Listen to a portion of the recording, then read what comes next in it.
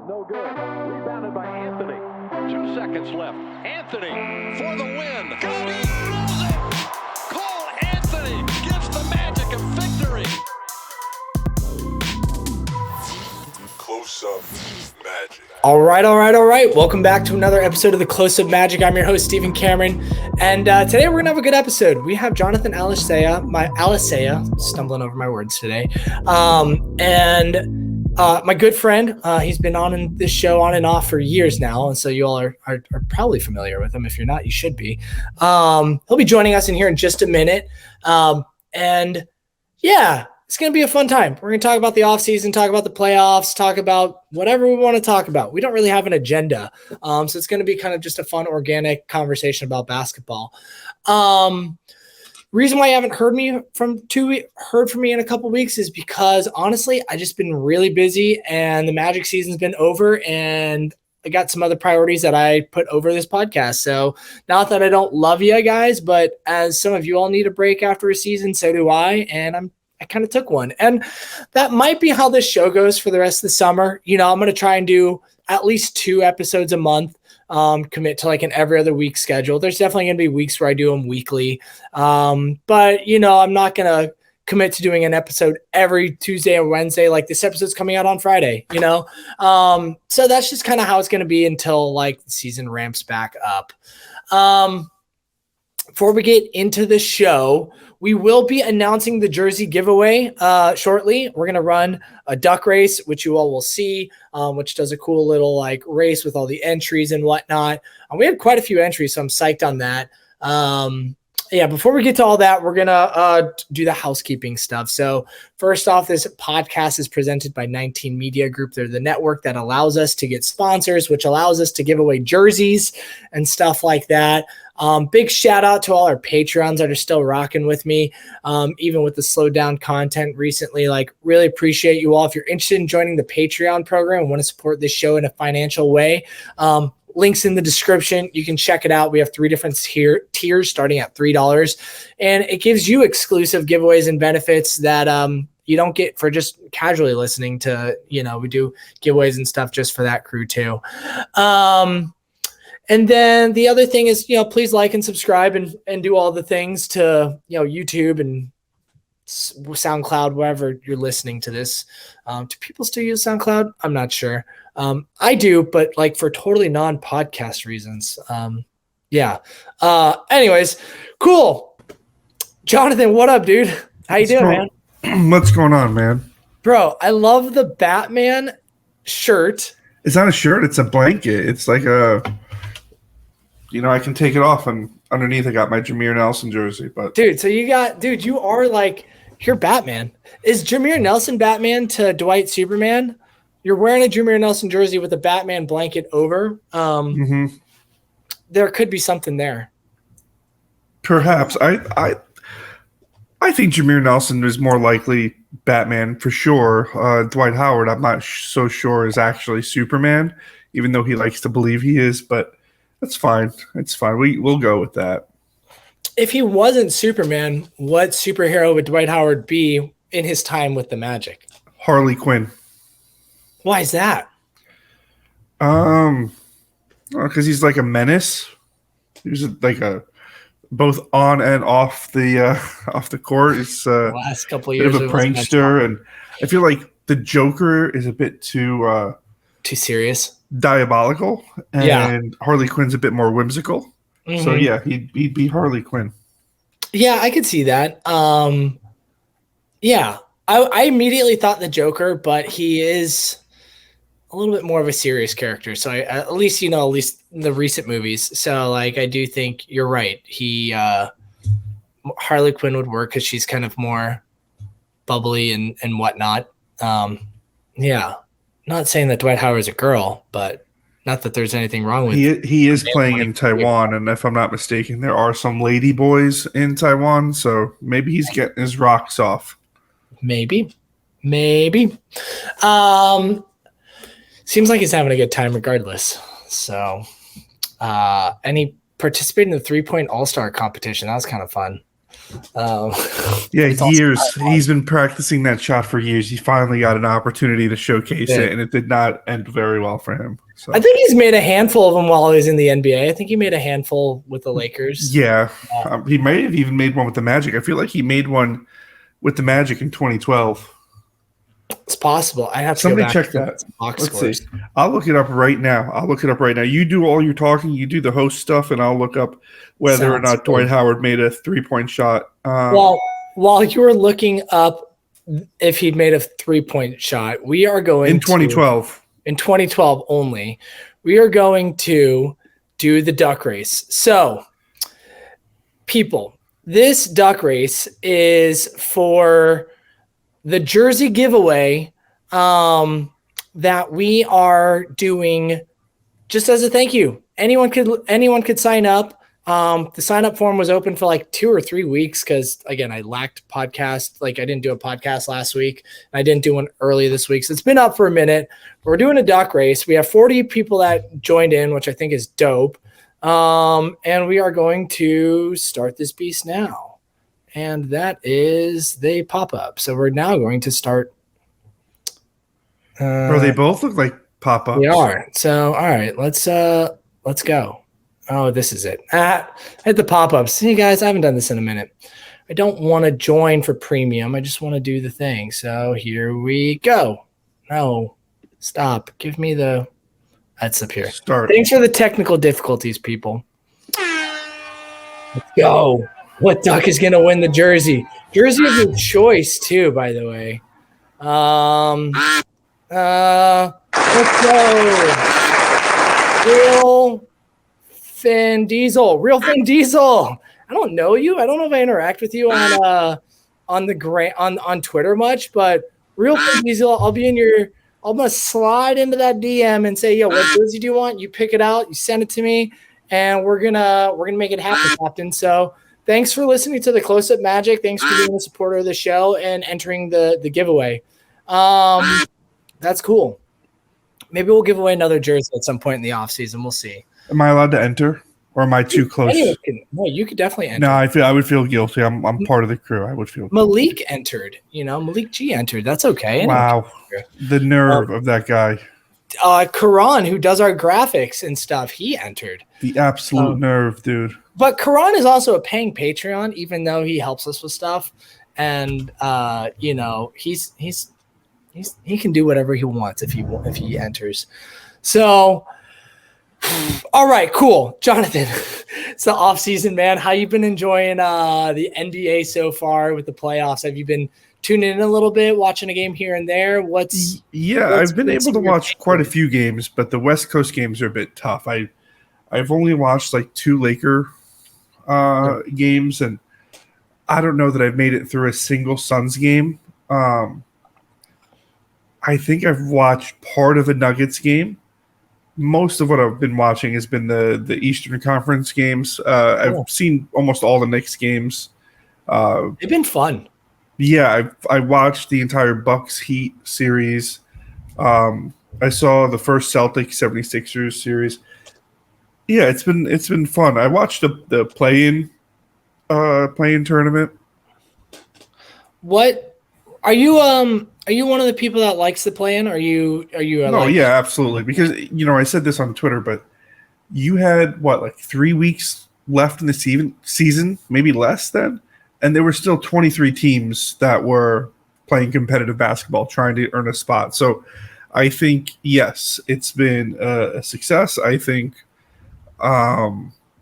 it's really made the regular season have a bit more meaning, which has sort of been a problem. It's a long season. It's hard to get not just the players and the coaching staff and everybody, on board for 82 games, but like even harder for the fans, especially if you're sort of a middle of the road team winning like 36, 38 games. Sure.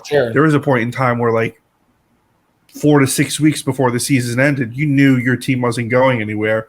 Now you can hover right around 40-something, low 40%, win percentage, and you still have a shot. So people are more engaged. I kind of wish this had happened a few years ago, before these weird Twitter algorithms sort of took over, and everybody had a fair share, because I think NBA Twitter would have reveled in the play-in hunt, but the play-in especially. Yeah. That makes sense. I'm like 50-50 on the play-in.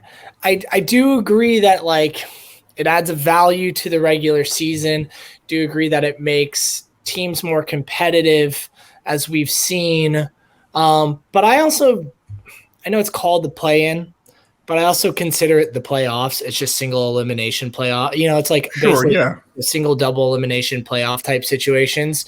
And in that aspect, if you look at it, it's like, man, like 60% of the league makes the playoffs or something. And it's just like, I don't know, kind of weak when you think about that many people making the postseason. But at the same point, I think the benefits definitely outweigh the negatives, which is, people crapping out on the season so much earlier than the last handful of games or whatever, and they are very competitive games. They're super fun to watch.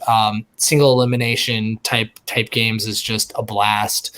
That's why the last couple weeks of basketball is always fun for people like fighting for seeding and stuff like that. I actually didn't watch much of the play-ins. I think I watched a bit of the Bulls Heat play-in game at one point. And then I don't think I watched any of the West Coast play-in games, but I watched a bit of the playoffs. I watched a lot of the Warriors versus Kings series. I watched a bit of the obviously the Warriors and Lakers that's going on like right now. Tip-off is about to start. I've watched. I checked out a bit of the Bulls Knicks, or not the Bulls Knicks, the Heat Knicks the other night. I think I watched a bit of the first game. I watched a bit of the Bulls. Or no, not the Bulls Hawks. The Bulls Bucks. I did watch a bit of that. I was watching a bit of the Hawks. And I did watch a bit, or not the Hawks, the Bucks. I did watch a bit of the Cavs Knicks series too. Not a bunch, but like a little bit. And then I've been tuning into the Nuggets game because I just like Nuggets are dope. I did watch one of the Clippers Suns games too. That was, even though that was a series, I watched one of those. But it's been fun, man. I'm a little disappointed. Like I wanted the Bucks to go pretty far. And I was hoping the Knicks would be a bit more successful and getting to the second round. I thought getting to the second round was important for not the Knicks, the Cavs. I just wanted them to, I didn't expect them to go like super deep, but like, I thought they were going to be, a second round team for sure. And they had, multiple different issues against the Knicks, and the Knicks were they're just a tough matchup. And I just think that was a bad matchup for the Cavs to land. I think they would have done better with some of the other teams. They obviously would have beat the Hawks. They would have, I think, thrown things differently at the Heat, though Jimmy Butler's just been insane. There's that. Yeah, I think those were two. So I've sort of checked out a little bit on the East Coast games because like I just like the people that I wanted to go far got out in the first round. And now I have like 76ers and the Celtics, who don't really care about either one of those teams. Like they're cool, but they're just not a team I tend to turn on often. I'm sure I'll catch a couple of their games, but I'm not like prioritizing them. I'm definitely not prioritizing the Heat versus the Knicks. Not that I don't like those teams. It's just like it's just not like, it's like a grinded out series, and I'm just, outside of Jimmy Butler, I don't know who I'm tuning in for. Julius Randle is, he's a fine player. And also like all the East Coast games start when I'm still working. So I pick up Chloe, my daughter, and whatnot. So I've been watching a lot more West Coast games, which has been fun. Who are you kind of pulling for in the playoffs in each series, each conference now? Sure. For me, it's the Knicks. Originally, I was born in New York. I came down here when I was a baby, but my whole family is from New York. So I grew up sort of being force-fed a lot of New York Knicks history and just hearing how great they were. So they've always been a team that I've followed. Sure. Those closest to me know Magic are number one, clear cut. Yeah. And then behind that is the Mavericks. Though, since Dirk retired, I'm becoming less and less invested. Though I still watch, a handful of games a year, and I still have a soft spot. I probably will as long as Mark Cuban owns the team, because as of right now, he's the last tie to that era for me. Yeah. Sure. But close behind them is the Knicks. I have a love-hate relationship with them. Fan. Yeah, my cousin's a Knicks fan. My whole family is, and I have a love-hate relationship with them. Like, as a team, for the most part, I've always sort of rooted and supported them. But God damn it, I hate their fans. Dude, I hate that they don't watch the games all year, and then they show up in the playoffs and they talk like they've been experts all season long. Yeah, get out of here. That's funny. What about West Coast? Any teams you particularly care about, have your eye on? No, just because it's so hard to watch those games. In the first round, I was pulling for the Clippers. Yeah. I was pulling for the Kings because they're underdogs. I'll probably pull for the Nuggets, but I'm not really invested in them or any team just because the games are so late. Yeah. I did enjoy seeing the Grizzlies get beat, but again, I'm not a Lakers fan. I don't really care for LeBron. I don't really care for the narratives between LeBron versus Steph. This doesn't do it for me. We've seen those two match up, 5 times now? A lot. And the stories are sort of old. The storylines are a bit dated. Like, as a fan of basketball, absolutely, you're going to get good basketball out of that series. But I'm a 34-year-old man. I'm going to be 34. You're going to be 34 next month, right? Yeah. And I'm not staying up until 11:30 midnight to watch a storyline play out that I've seen 4 times previously. You know what I mean? Yeah, it's definitely harder for East Coasters to catch the West Coast games for sure. Yeah. I get that.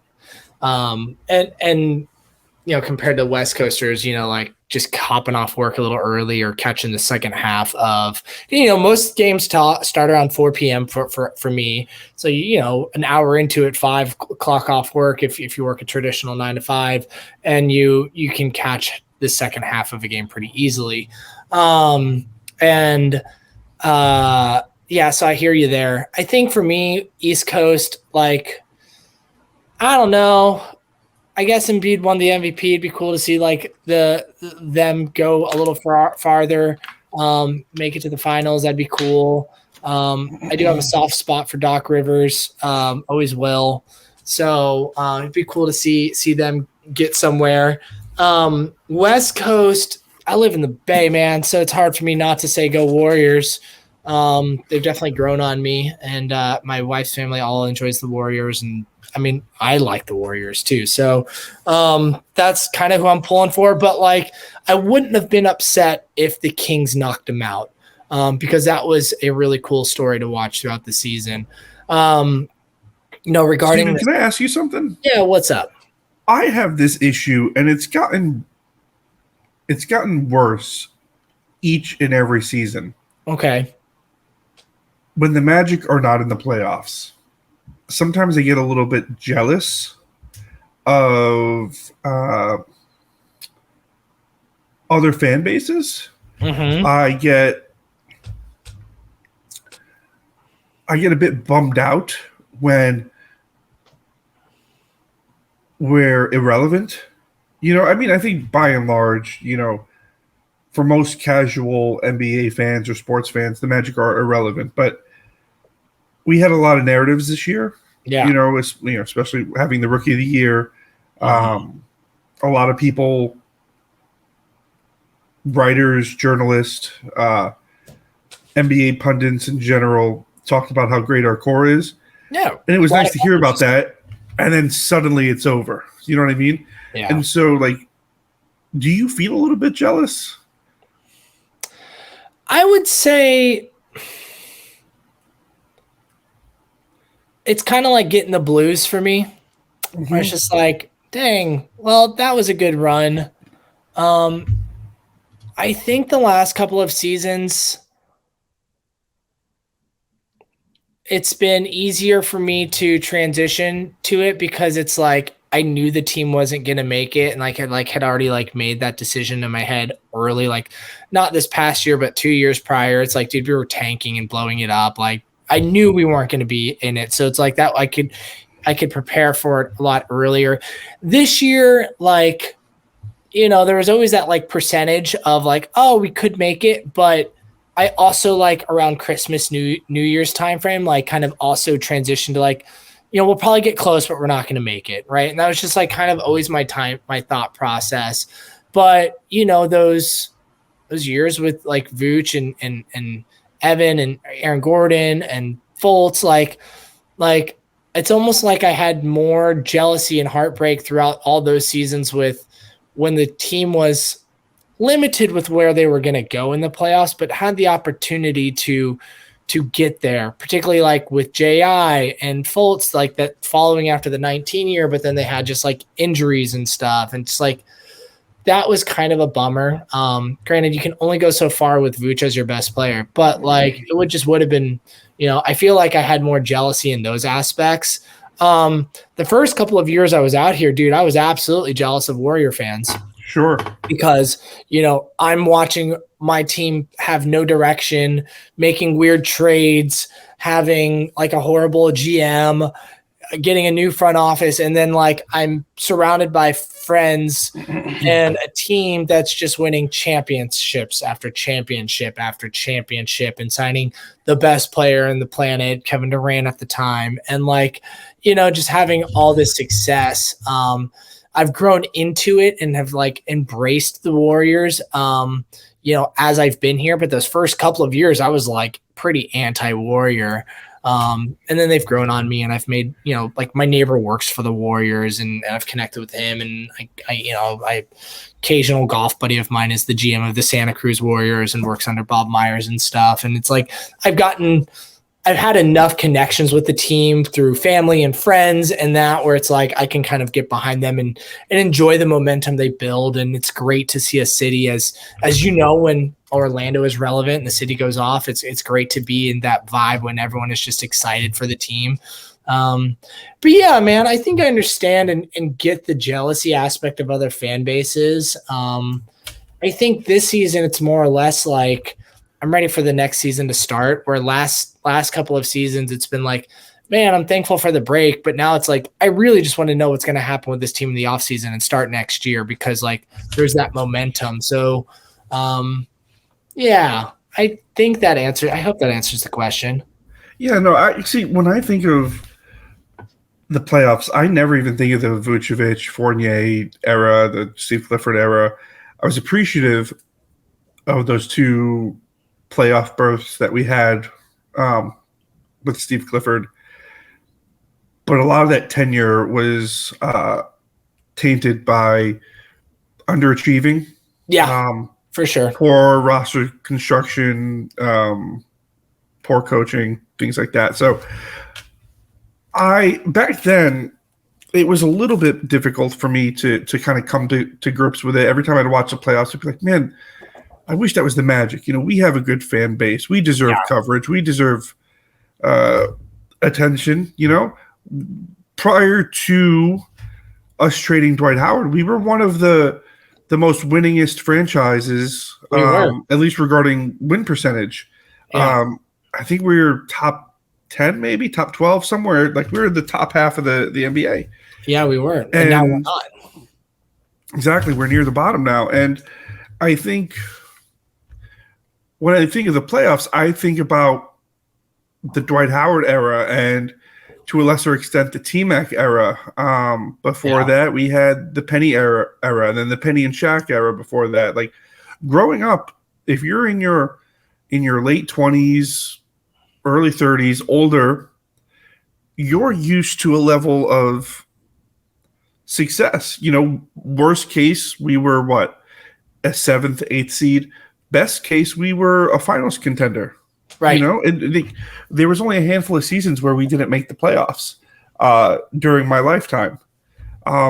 We often got hung up in the first round. We got hung up in the first round for for quite a number of years, but we were always in the mix for the playoffs. And to go from that to like suddenly 10 years of, well, we're not in the playoffs, or we are in the playoffs, but we know we're going to get bounced in the first round, and it's not guaranteed that we make it the next year because we're not really good enough. It's a bit disheartening to see these other teams not only have success, but in today's era, it seems like a number of teams could make the finals. Like, in the Eastern Conference, you have a handful. In the Western Conference, you have a handful. It's a lot more. There's a lot more parity in the playoffs, and it stinks that we're not there getting to dive into that. But I think in the near future, even if it's not next year, I think within 2 years, there's no way that within the next 2 years we're not in the playoffs. Right. I would imagine we'd get there next year to an extent, but also like the NBA is wild. There's always there can be tons of movement. Bucks are going to change. Like Bud Budenholzer just got fired. He's a good regular season coach. He'll go to a team and make them better. That probably maybe miss the playoffs this year or something like that. Like. Maybe he won't. I don't know. There's going to be some player movements. There's going to be some free agent signings and trades, and teams are going to get better. Some teams will get worse. And the Magic will hopefully not have the same like first quarter of the season injuries that they had this last year, and like actually have a regular season of health to at least give us a shot. I think when I saw just how bad that first quarter went, it was pretty easy for me to be like, well, we're going to learn a lot of things, but probably not competitive playoff basketball. But yeah, I agree with you. I think we should be there at least in the play-in next year for sure, which will be exciting. And then, within the next couple of years, we'll probably be getting to playoffs on a pretty regular basis. I mean, Paulo, as long as he keeps growing the way we think he's going to grow, his talent alone, next to Franz, those two alone, as they keep growing, is going to be enough to make us a very competitive team in any aspect nowadays. So when you look at the Magic this offseason and just like, I mean, you can literally go anywhere you want with this question. When you look at the Magic this offseason and you think about this past season and you look to next season, what are certain things that come to your mind first?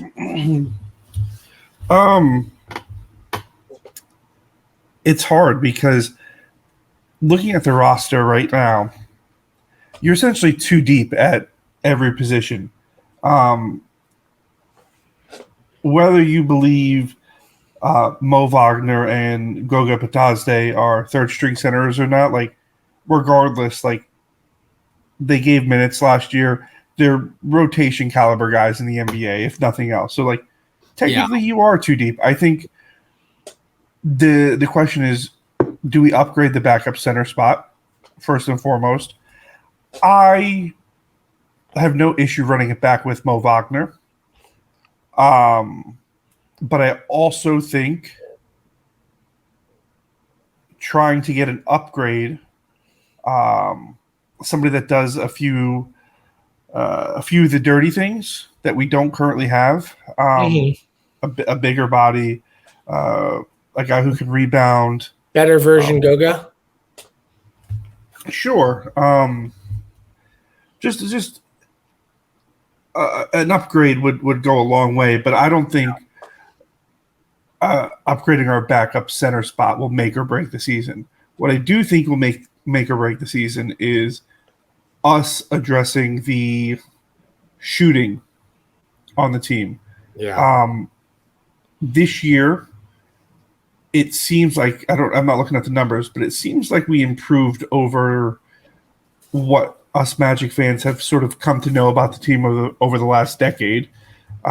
We've been very hungry for shooters, and it seems like we've moved in the right direction. But if I'm not mistaken, we were once again near the bottom of the league in 3-point percentage, 3-point shots made, probably even 3-point shots attempted. So I think we need to address that. I don't know what you do to address that because, like I said, I think we're too deep at every position. Fultz and Cole Anthony and Suggs are going to combine to take a vast majority of the guard positions, both point guard and shooting guard. Yeah. You still have Gary Harris on the roster, and he'll take whatever minutes are left over if he's still around. Of course, at the 3, and Franz plays some too as well, but predominantly Franz is at the 3 behind him. That's a weird position because we've seen Paolo play the 3 as well. We've seen us go small with Gary Harris at the 3. I think once we moved Ross, things got a little bit weird there, but I think that's the area where you're gonna potentially add a shooter. But again, there's not going to be a ton of minutes there. You're going to want Franz playing 30-plus minutes. Yeah. If Gary Harris is still on the team, he's going to play some time at the 3. That's how you justify paying his contract. You give him minutes at the 2, you give him minutes at the 3. Paolo's going to play some minutes at the 3. Your backup 4, if you're lucky, is Isaac, right? But maybe that doesn't pan out. Maybe he doesn't get healthy, and maybe that's an area you can add your shooting. Maybe you consolidate a few guys. I'd prefer not to trade Suggs just yet. I thought he took a big leap this year in a lot of different ways. Oftentimes things that don't show up in the box score. For sure. He played a lot more composed. His shooting definitely improved. Yeah, it seemed better. He took some steps back too, but I think that's just part of the process. And I think another year, if he can stay healthy too, maybe he starts to solidify himself as a Marcus Smart type of, high-end, almost invaluable role player. You just can't replace what he does. The intangibles he brings, maybe this is the year, this coming season is where we see that. So I wouldn't want to trade him yet, nor would I want to package him. So I really do think it comes down to Gary Harris, Cole Anthony, Markelle Fultz. I don't want any of those guys traded, but those seem to be the guys that make the most sense. Mo Wagner still under contract. Jonathan Isaac, I don't think anybody's going to take him. Mo Wagner's he's a free agent, actually. Okay. Yeah. And then I don't think there's anyone in free agency that we would be able to convince to sign here. Nobody worth noting because we don't have the minutes. That's the fact of the matter. Yeah. So I think, particularly if you're keeping, I think if you're finding a starter or high-end role player level of shooter that is, shooting at volume. I'm going to say volume because Gary Harris is a very good shooter. He shot 40-something% this year. He just only took 4 attempts per game, right? Roughly that. I'm not looking up box scores and I'm not looking up player stats right now. This is just off the top of my dome, and I'm not going to look up stuff right now unless I really need to.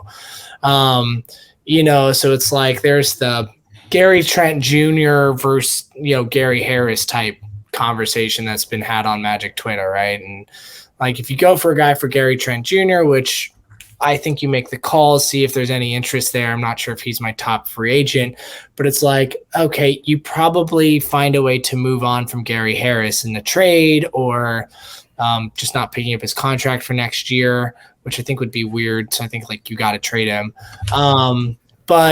But that's because, you're losing percentage by 40, but you're also doubling volume because Gary Trent takes 7 to 8 threes a game and nails them at 36, 37%, 38, somewhere in that range. Well, here's something that I've said it a few times over the last 2 seasons. Maybe trying to get Duncan Robinson here because there's a couple things. I know he's expensive, but that means Miami Heat likely would have to attach an asset to him to get off the contract, right? So maybe a pick is thrown our way as well. That accomplishes a couple things. One, you get your shooter, and you don't really have to worry about giving him a shitload of minutes. You know what I mean? He can get his 10, 15 minutes at the 3, 5 to 8 minutes at the 2. And if you give him more than that, great. If you give him less than that, great. There's minimal risk in that. Because I don't think we're going to be major free agent players. So it's not like we need the cap space this year or next year. And I think worst case scenario, he's just a bad contract you have for a couple of years, who plays a very specialized role. But he's been good in the playoffs. I mean, he's a liability on defense, sure. But in today's NBA, when teams are the lowest scoring team is scoring like 112 points per game, like I don't really care about getting stops, in the middle of the game. I'm not a Duncan guy. Personally, like he's a decent shooter, but like he got outplayed by like a rookie or sophomore this year. He's just awful defensively. And it's like, I'm probably not giving him playing time over someone that we draft, right? I'm probably hoping that like the people that we're giving playing time, because Duncan Robinson isn't exactly a young player anymore. He's been in the league a short amount of time, but it's because he came to the league at an older age after spending many years in the G League. And I think he's closer to 30 than he is to 25. He's 29 years old. Yeah. He's 29 years old. So and I'm not he's going to be 30 at the end of next year. Yeah, I'm just not going to prioritize playing time for him when we have, potentially 2 top 11 picks on this team that, I'd rather just put energy into. I'd rather, in a sense, I'd almost rather give Caleb Houston those Duncan Robinson minutes, who has shown promise at shooting. If we're now, what type of assets are they sending back with us? That could change my mind. Because that's also Duncan Robinson is also a contract that you could I think he's expiring in a year or so. It's like you could potentially flip him and salary filler elsewhere. But then I also think what are we giving up to go get him? As much as I have conflicted feelings about Jonathan Isaac, I'm not including Jonathan Isaac in a trade for Duncan Robinson. Oh, bro, I absolutely would. I absolutely would. I would not at all. And I understand maybe a lot of okay, why? Is it just because of his off-court stuff? No, I mean, on one hand, yes, but that's not why I said that. I said it strictly because the guy doesn't play. He doesn't stay healthy. But we can be off his. But the thing is, Jonathan, we can be off his contract so easily. If he comes into the season not being healthy, we can waive him and cut him for only owing him $7 million before January 1st, and then next year is completely unguaranteed. So it's if he comes in and sucks, there's no more financial risk to him anymore. And so it's I'd almost rather just free up that money than getting a non-two-way player. But I hear you. Duncan's an interesting name. Again, I think I'd be open to it if it was the right stuff coming back, but I'm also not willing to give Isaac up for that, I don't know what our cap space situation looks like, but in my head, I'm thinking maybe Gary Harris. So Duncan's making $19 million. Gary Harris makes 11 or 10, I think. But if we have the cap space, if we have the $8-9 million difference, I think we can absorb him. Yeah. In a trade, I don't know that we will or not, but if they want to attach a pick to that, sure, absolutely. I'll take a late first round pick in next year's draft. And that's where it comes into play. Maybe I would do that. That's the same type of situation where it's maybe you take back an Evan Fournier for a first round pick too. Now, granted, I'm hopeful we'll have a little bit more pull in free agency where it's cool, we're probably not going to get the A-listers. Sorry, Magic fans, we're probably not going to get Fred VanVleet. We might not even get a Gary Trent level guy, but I don't know. Maybe we could get a Robert Covington, who's bounced around the league a little bit. Probably doesn't have a ton of demand around the league, but maybe we could get him to help fill that backup for a couple of vets. Yeah. Sure. Yeah, I think we could if we're not going to go after the big fish and if we're going to swing out in a $23 million player, plus, like I'd like to go find, a 12 and a $7 million player. Or some form like shore up. Okay, cool. Let's go spend $5 million on a backup center. Let's go. And like not big, long contracts, but like a year or two, right? Let's go get some depth at the 3-4 position and see if we can snag, someone in free agency there. Let's bring back Vooch. Trading too. Like, you bring back Vooch. Like, dude, I was being sarcastic. Okay, yeah, I was just gonna say, like, just to address that real quick. Like, there are some Magic fans that have said that it's like that dude's not accepting a backup role yet. He's not there. No, and he shouldn't. Sorry to all the Vooch haters who are gonna come at me and say like he's a backup player. How does he contribute to winning? But y'all can suck it and like we can battle it out later. But like. Yeah, I'd say like let's go after a handful of guys, low risk contracts that have a lot of like team controlled options on the second year, so we can like have cap space next summer too, and find a backup 3-4, find a backup center, get maybe another bench riding vet or two, and just give us some flexibility and some different types of depth.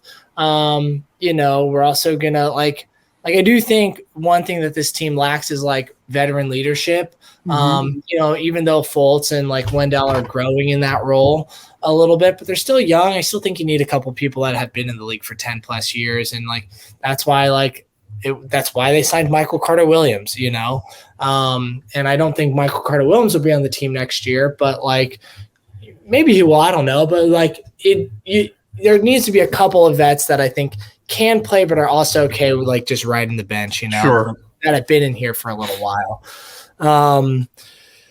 That's kind of like my thought. Cause like, I don't know. I'm assuming we're going to draft both our draft picks. Sure. Unless something crazy happens. I haven't been super tuned into this draft. I know there's like a lot of like wings that'll probably help us in some capacity. I haven't been blown away by a lot of the stuff that I have watched. And I have like checked out some guys and read some scouting reports and stuff like that. I'm just like, I don't know, man. Not that I'm like anti this draft. I'm just like, it's not a sexy draft. It's not sexy. I want this team to get older. I don't want it to get super young.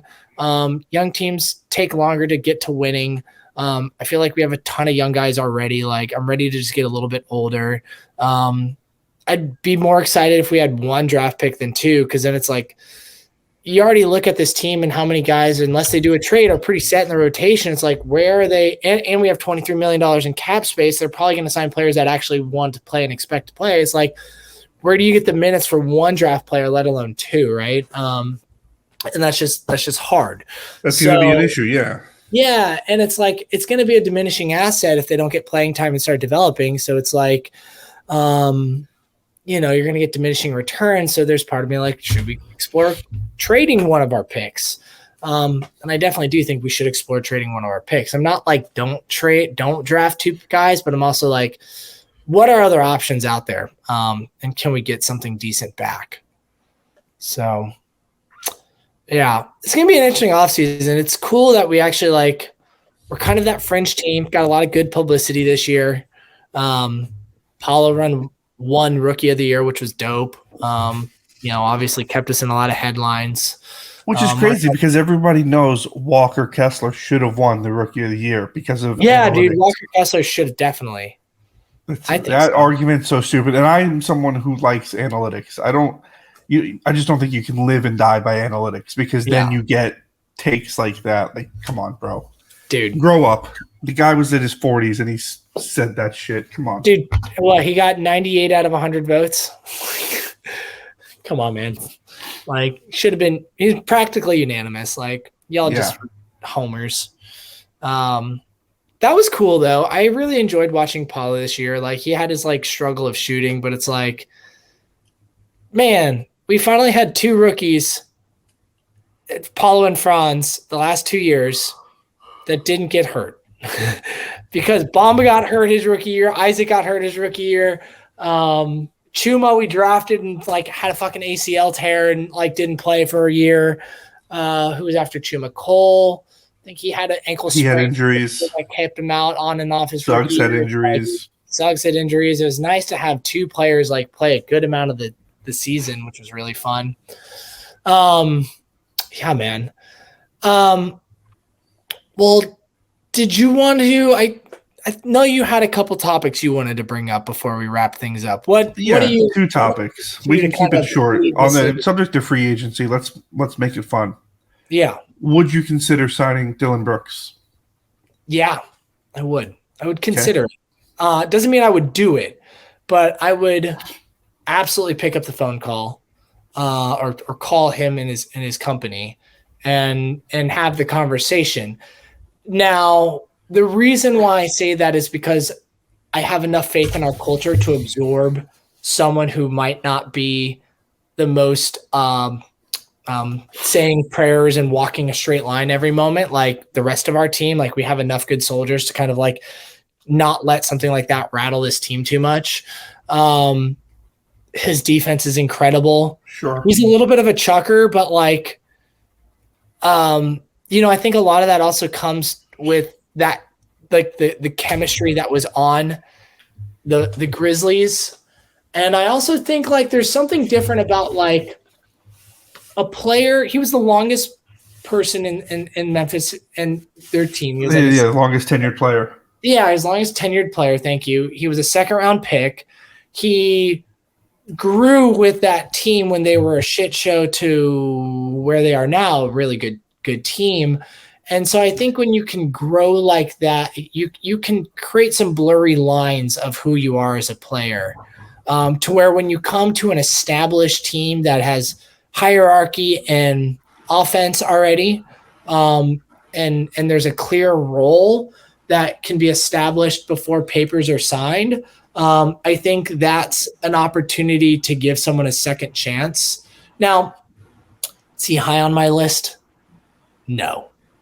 But he is someone I think we should call, because I think his defense is that good, and I think his offense can be decent if it's realmed in the right way. And I think if he's going to continue to have these like attitude, like media stuff, we could probably deal with it in a pretty good way. But like, I'm not going to like cry if we don't sign Dillon Brooks, I just think like he seems to be a bit irrational in regards to how good he actually is. Sure. It sounds like he wants a bigger role offensively wherever he goes next. I don't think he was too pleased that he was sort of resigned to being a 3-and-D shooter, more or less, who was allowed to attack closeouts, which is weird because that was his role. But like, we saw him time and time again the last couple of years sort of take on the Nick Young type of role, like irrational confidence. He's never seen a shot he didn't like type of thing, which is weird because early in his career, I remember him sort of playing more into that 3-and-D role. I know he still had some tendencies, but it got worse the better the Grizzlies got, which is weird. I don't know why that happened.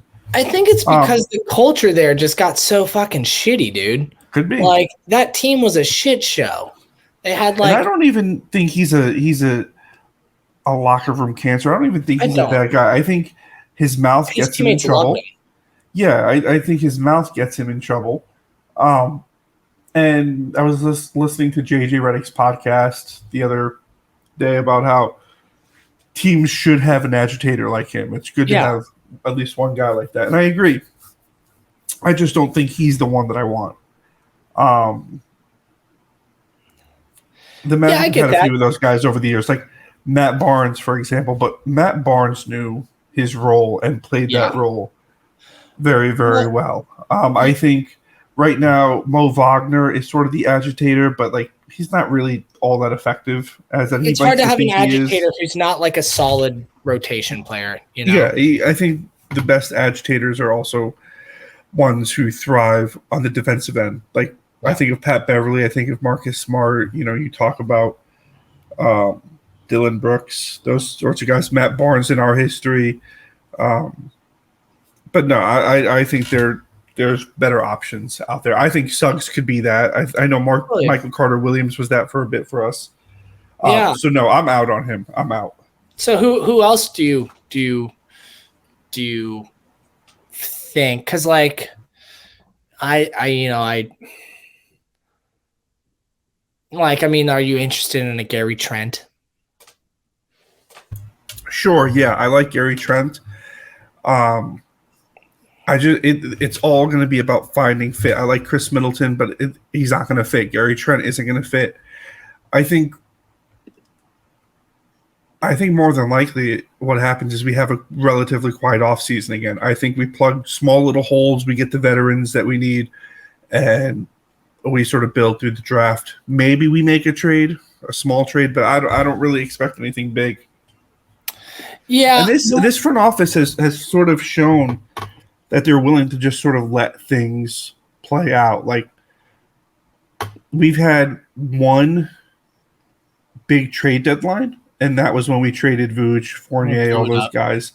We haven't had these extravagant off seasons. We haven't had extravagant trade deadlines. I think it'll be relatively quiet, and I'm okay with that, truthfully. I think I do think our trade deadline is going to be quieter than a lot of people think, right? I mean, not our trade deadline, our offseason is going to be quieter than people think. You know, we might get a decent free agent. I don't think it's going to be anything huge or crazy. We're probably not going to make any big trades. You know, and I think we fill some gaps, you know, like find a decent backup center and whatnot. But I also wouldn't be surprised if something crazy happens. I just don't see them shaking the boat yet and doing the consolidation trade as much as I want them to do that. But as they don't do a consolidation trade, it's why I'm like, well, dude, trade one of these first round picks because we're not going to have minutes for them too. So it's I don't know. I just got thoughts there, or really, really draft for fit. So there is opportunity there. Malik's going to kill me when he hears this, but that Lively guy, that center, who's projected probably closer to the late teens and early 20s than 11. Fuck it. We need a backup center. Go draft him. He's potentially the best center in the draft outside of Wemby. Well, I also think with a guy I don't propose that we do that, but I wouldn't be angry. I think because he's a guy that I don't know that he's NBA ready from day one. Yeah, that's okay. But I think he's somebody who, with the right staff, the right culture, the right situation, maybe year 2, year 3, he's a guy you look at and well, maybe he should have been a lottery pick. Yeah. Maybe the Magic made a good decision by drafting him at number 10. But maybe it's a draft, maybe it's a trade back if there's an opportunity to go grab. Yeah, no, I'm okay with Lively or something like that. No. I don't want to address the backup center position with a rookie though. Not with where we're slotted. I get that. Not well, I mean, where we're slotted doesn't make a ton of sense. It'd be probably a jump back, you know. Sure. Where we're slotted. Yeah, where we're slotted, there's just too many wings, you know, there that spot. So it's gonna be interesting, man. This Magic team has again, they have a lot of tools. They have 23 up to 35 million dollars in cash that they could spend. You know, they have 2 draft picks in the top 12 potentially. I mean, yeah, unless the Bulls fall back or something like that, but they shouldn't. There's less movement around those ranges, you know, and then they do have potential for trades if they wanted to. So it's going to be a lot of fun. Well, cool, man. We're 2 weeks out from the tank, from the lottery. So let's run a lottery sim real quick, and then we will, unless you have anything else you want to bring up. Yeah, really quick. I brought this up on Twitter in the group chat a while ago. I texted you about it. It can be a quick response. We don't even have to get too in depth. Worst player in NBA history that would make this Magic team, as currently constructed, a 50-plus win team. Meaning, what's the lowest you could go in regards to a player's overall skill, ability, etc., and it would improve us enough to get us an additional 15 wins? Yeah. Okay, you go first, and then I'm going to jump in. I'm going to think for a second. I'm saying Richard Hamilton. I could have been tempted to say JJ Redick, but I don't know if prime JJ Redick, who in my opinion was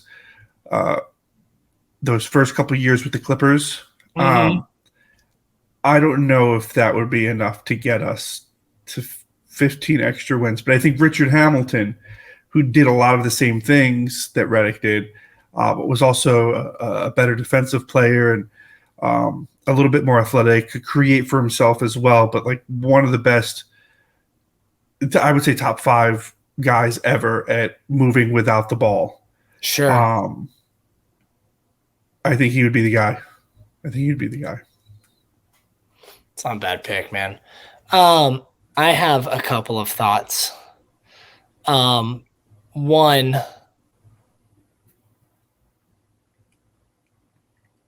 I think gosh, sorry. I'm really I'm trying to put some thought into this and get it. Cause it's tough.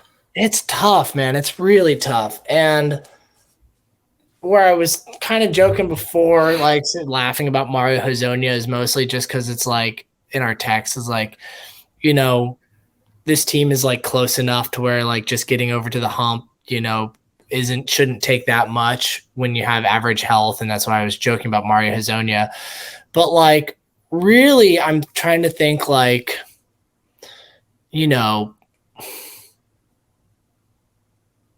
he's a good player. I was going to say Brooke Lopez. Modern era Brooke Lopez? Yeah. I'm just trying to think of a big I think he would be a guy. I think CJ, when I brought this up in the chat a while ago, said Brad Miller. Yeah. Because he could space the floor a little bit. He wasn't a volume shooter, but he was a good defensive player, a good passer. He'd be a guy. But yeah, that's what me and CJ and Pat were thinking of, 3-point shooting bigs that can defend and rebound. Not that Brooke Lopez is a great rebounder, but he's one of the upper echelon players at boxing out, and allowing his teammates to actually grab the rebound. It's tough. I don't know. Yeah, in the last handful of years, he's become a great shooter. Yeah, the worst player to make us better, whatever Mo Bamba was supposed to be. Yeah. Maybe Mo Bamba in 4 years. Yeah, in 4 years he's going to be playing with Dwight Howard in Taiwan. Maybe. We'll see. Speaking of, he did hit a 3 in 2012 with the Lakers. Dude, nice. I love the full circle there. Yeah.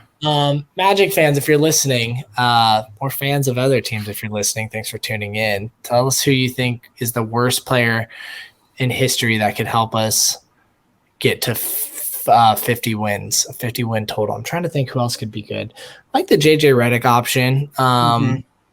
I also I'm just trying to think of just some crazy shooters that were kind of underrated that could help. My face, my just spacing right now. Could prime Jameer Nelson be that guy? The year we went to the finals before the injury, that 40-something game stretch. Dude, Rashard Lewis. Oh.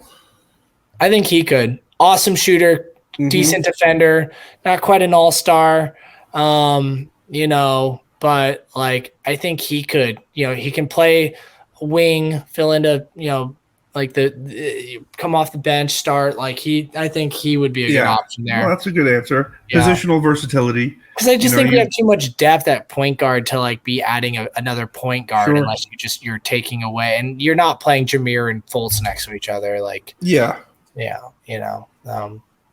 So I'm trying to think of the wings where you can slot, and then Franz can either slide to the 2 or slide to the 3 and whatnot. So even a Hito Turkoglu a little bit, Well, I guess you got Franz for that, and Franz is going to be better than Hito. Maybe Rashard Lewis. I'm sticking with Magic players for the moment, at least for this moment. But God, who else? I'm trying to think of one more before I wrap it up, but I also don't want to just let people's ears just die. While you're thinking, I'm going to do a plug.